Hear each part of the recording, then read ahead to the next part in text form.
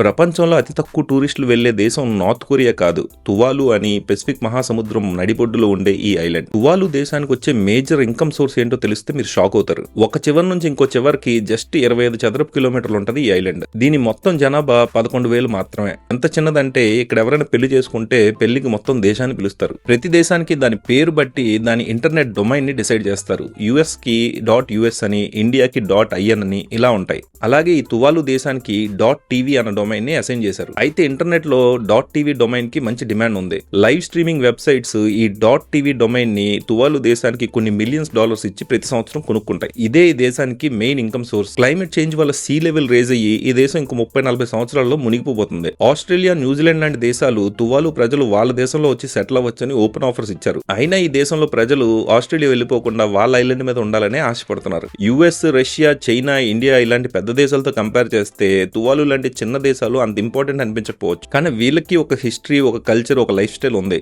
వీళ్ళని కాపాడుకోవడం కూడా మానవ జాతికి చాలా ఇంపార్టెంట్. ఇలాంటి ఇంట్రెస్టింగ్ టాపిక్స్ మీకు నచ్చితే సబ్స్క్రైబ్ టు ది ఛానల్.